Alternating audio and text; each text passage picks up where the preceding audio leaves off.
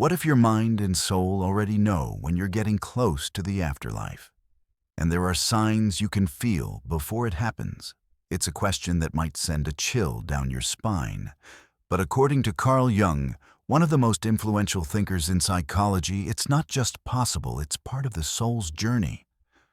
Based on Jung's groundbreaking theory of the unconscious, these signs are not random or mystical guesses. They reflect deep psychological and spiritual changes that unfold as we approach life's final threshold. And here's the important part: this isn't about superstition. These patterns are rooted in Jung's lifelong study of the psyche, the self, and the symbolic transitions that mark our passage from one stage of existence to the next. For Jung, the approach to death was not just an ending, but a process of integration where the conscious and unconscious finally meet. So as we go through these 7 signs, I want you to think about them not with fear, but with curiosity. What might these changes reveal about your own life right now? Could they be happening to you or someone you love without you even realizing it? Stay with me, because the 7th sign might completely change how you view life, death, and what lies beyond. The first sign, according to Jung's perspective, is something that might surprise you. It's not fear, panic, or desperation. It's profound inner peace. People nearing the end of life often describe a deep calm settling over them, as if the constant background noise of worry and anxiety has finally gone silent. This isn't denial, and it's not giving up. It's a genuine sense of harmony with everything around them. Doctors and hospice workers hear it all the time from patients in their final days. Someone who spent their whole life fighting against illness, against circumstances, even against themselves, suddenly says, "I'm ready to go." There's no bitterness in their voice, just acceptance. It's as if they've reached a place inside themselves where the struggle has ended. Jung might say this peace comes from the self, the deeper part of the psyche that knows death is not the end, but a transition. When the conscious mind finally aligns with this understanding, the fear of the unknown begins to dissolve. It's a strange paradox. The closer some people come to the end, the more alive they seem in spirit. They notice the small things, a breeze through an open window, the sound of a loved one's laughter, and they feel connected to them in a way they never did before. If you've ever witnessed this shift, you know it's powerful. And it raises an important question for all of us. Do we really have to wait until the end to feel this kind of peace? Or could we begin cultivating it now, so that when our time comes, we meet it not as an enemy, but as an old friend? The second sign, according to Jung's understanding, often shows up in our sleep, vivid symbolic dreams that feel more real than reality itself. People nearing the end of life sometimes report dreams of walking through a doorway, stepping into a brilliant light, or traveling along a path that seems to stretch beyond the horizon. These aren't the scattered random dreams we forget in the morning. They're strikingly clear, rich with detail, and they linger in the mind long after waking. Jung believed that dreams are the language of the unconscious, and in these moments the psyche begins preparing for the final integration, the uniting of all parts of the self. The images are symbolic messages guiding the dreamer toward acceptance and transformation. One hospice nurse once told the story of a patient who dreamt repeatedly of boarding a train. Each time the train was filled with familiar faces, friends and relatives who had already passed. In the dream, they were smiling, saving her a seat. She said she knew exactly where that train was going, and she wasn't afraid. From a Jungian perspective, the train, the doorway, the light, these are archetypal symbols. They appear in cultures across the world, often representing transition passage, or the crossing into a new state of being. The unconscious doesn't speak in words. It speaks in images that carry deep emotional truth. It makes you wonder if your dream started showing you a door or a path. would you recognize it for what it is? And more importantly, how would you respond? Would you cling to this world or step forward into the light you've been shown? The third sign, according to Jung's perspective, is a quiet but profound shift, a loss of interest in material concerns. For much of our lives, we're driven by the pursuit of money, success, recognition, and the constant need to prove ourselves. But for many people approaching the end of life, these things start to lose their grip. The new car, the promotion, the perfect image, they simply don't matter anymore.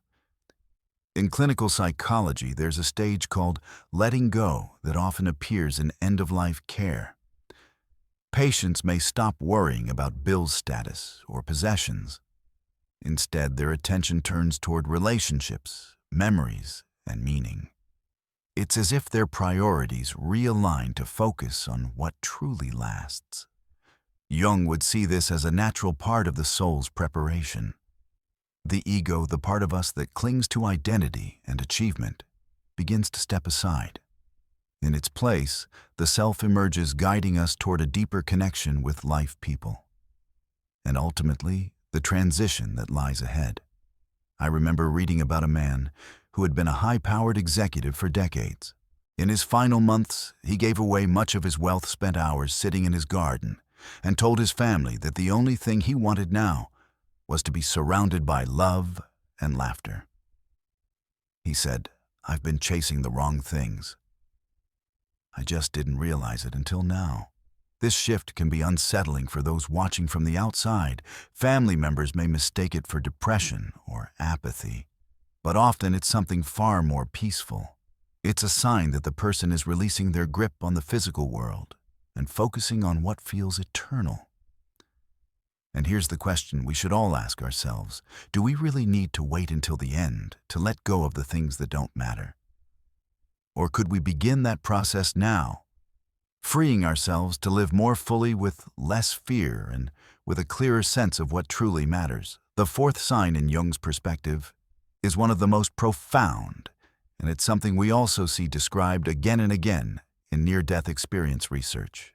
It's the deep reflection on life's meaning, what many call a life review. People who are approaching the end of their lives often describe moments, sometimes in quiet reflection, sometimes even in vivid dreams, where their entire life seems to play before them. Not in random flashes, but as a coherent story. They revisit childhood memories, moments of joy, regrets, turning points, and even seemingly small events that in hindsight shaped who they became. Near-death experiencers often say it's not like watching a movie, it's more immersive. You don't just remember the events, you feel them. You experience the emotions you had at the time, and sometimes even the emotions of others who were involved. It's as if the psyche is guiding you through the ultimate integration of your life, connecting the dots between your actions, your relationships, and your growth. From Jung's point of view, this isn't random.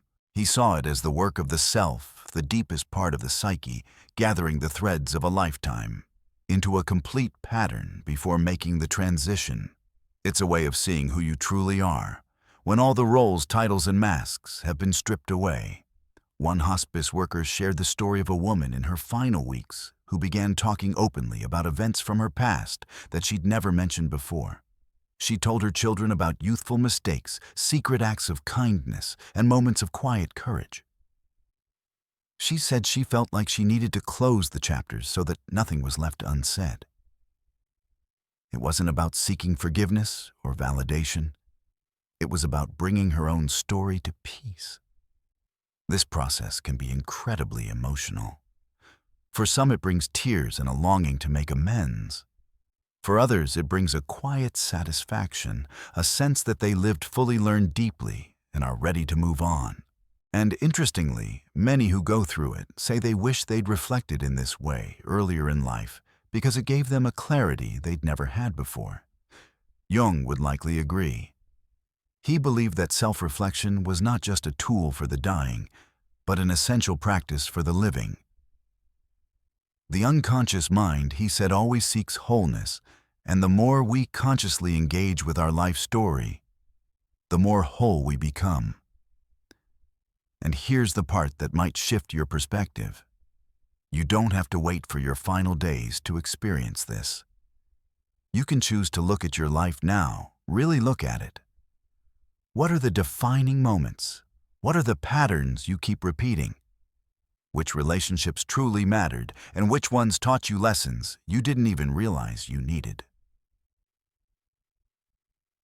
Because here's the truth. If the life review is the psyche's way of preparing us for the afterlife, then starting it now could transform how you live. It could help you prioritize what matters, heal old wounds, and move through life with fewer regrets. So if you were to sit quietly today and watch the movie of your life so far, what would you see? And more importantly, would you like how the story is unfolding? Or would you want to change the ending? The fifth sign, according to Jung's perspective, is something both beautiful and deeply humbling: an increased sensitivity to nature and energy. As people draw closer to the end of life, many describe feeling more connected than ever to the world around them. The sound of leaves rustling in the wind, the warmth of sunlight streaming through a window, the distant call of a bird, these small, ordinary things suddenly feel extraordinary. It's not just about noticing nature. It's about feeling it deeply, almost as if the boundary between yourself and the world begins to dissolve. Patients in hospice care often talk about feeling part of everything or merged with the earth. A breeze isn't just air moving past them. It feels like a gentle embrace. The light isn't just brightness. It feels alive, almost intelligent. Jung would likely say this heightened sensitivity is the soul tuning itself to a larger frequency, preparing for the transition from the individual self to the greater self. In Jungian terms, the self is not only the totality of the psyche, but also our connection to the collective unconscious, the shared spiritual heritage of all humanity. As the ego loosens its grip, this connection can become stronger and more immediate. I remember reading about a woman in her late 80s who in her final months would sit for hours watching the trees outside her window. She said she could feel the life in them, as if they were breathing with her. She told her family, "I think we're all made of the same light, you the trees, even the air." From a psychological standpoint, this could be seen as a shift in focus from the self-centered concerns of daily life toward a more expansive, interconnected awareness. Spiritually, it could be understood as the beginning of the reunion with the source, whatever you believe that source to be. This sensitivity often comes with a deeper appreciation for beauty and a sense of gratitude for even the simplest experiences. Someone who once rushed through life without noticing a sunrise may now find themselves waking early just to watch the sky change color. Food tastes richer. Music feels more emotional. The texture of a loved one's hand becomes something sacred.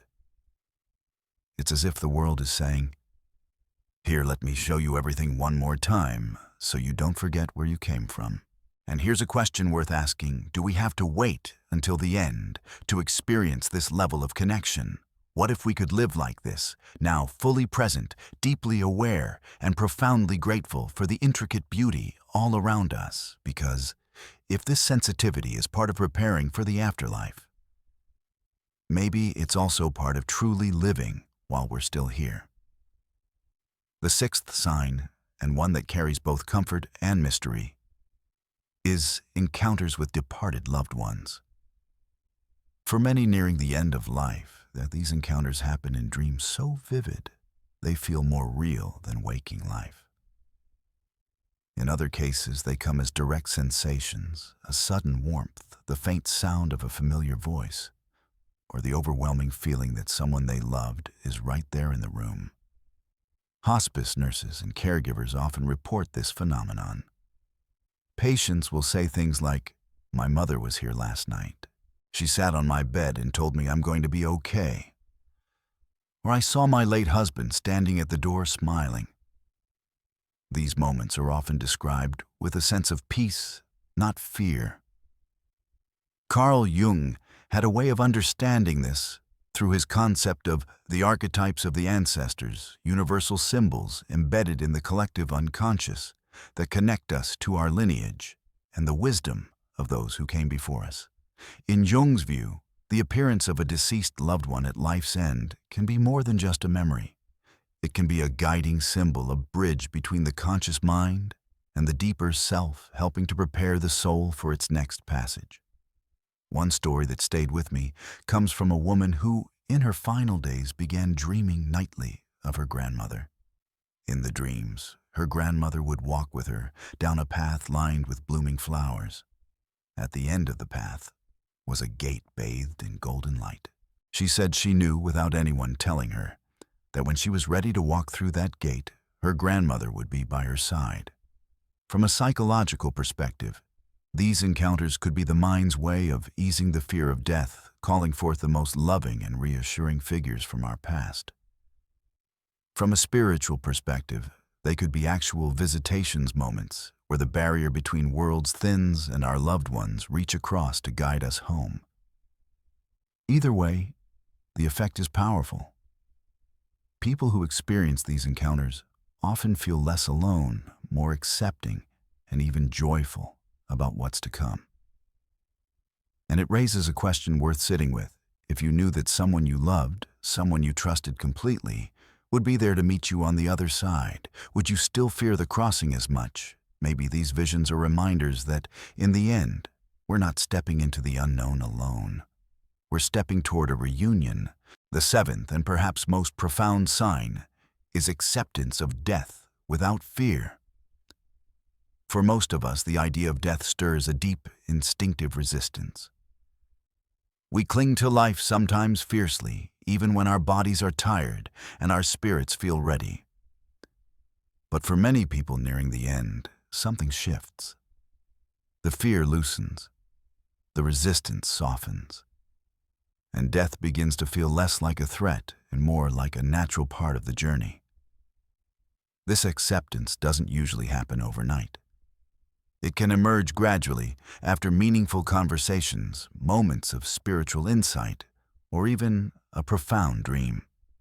Sometimes it comes after the other signs we've talked about: finding inner peace, reconnecting with nature, feeling the presence of loved ones who have passed.